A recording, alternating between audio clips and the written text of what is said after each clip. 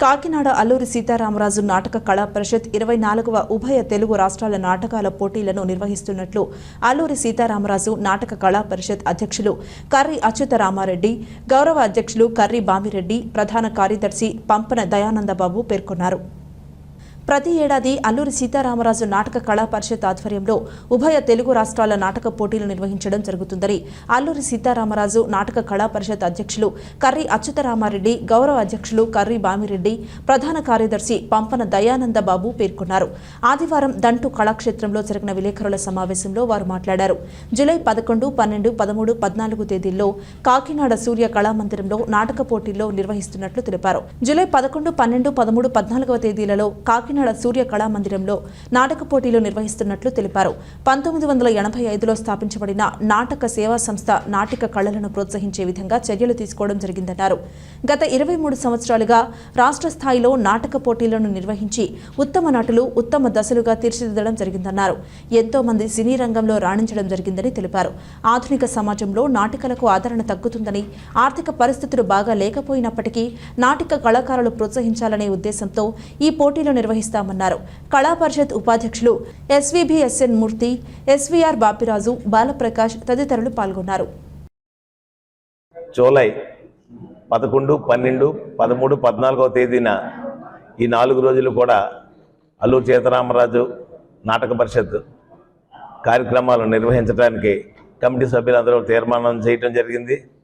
దాని యొక్క విధి విధానాల గురించి చర్చించుకోవటానికి ఈరోజు అందరూ ఇక్కడ సమావేశం అవడం జరిగింది. అలాగే పాత్రికేయ మిత్రులు కూడా ఈ కార్యక్రమానికి మీరందరూ సహకరించాలని నేను కోరి ప్రార్థిస్తున్నాను. కాకినాడ నగరం అలాగే పరిసర గ్రామాలు అందరికీ కూడా ఈ వాయిస్ వెళ్ళి ఆ కార్యక్రమానికి జరగబోయే జూలై నెలలో జరగబోయే ఈ నాటక పరిషత్ కార్యక్రమానికి అందరు సహాయ సహకారాలు అందించాలని, ఆ కార్యక్రమాలు వచ్చి వీక్షించి ఆనందించాలని కోరుకుంటూ సెలవు తీసుకుంటున్నా. జై హింద్. సీతారామరాజు స్మారక కళా వేదిక 40వ వార్షికోత్సవ వేడుకల్లో కాకినాడ నగరంలో 1999లో ప్రారంభించినటువంటి ప్రప్రథమ నాటక కళా పరిషత్ అల్లూరి సీతారామరాజు నాటక కళా పరిషత్ ఈ రోజున 23 సంవత్సరాలు పూర్తి చేసుకుని 24వ నాటక కళా పరిషత్ రేపు జూలై 11, 12, 13, 14 తేదీల్లో కాకినాడ సూర్య కళామందిరంలో నిర్వహిస్తున్నాం. చాలా ప్రతిష్టాత్మకంగా ఈ పరిషత్తు కొన్నేళ్లుగా జరుగుతుంది.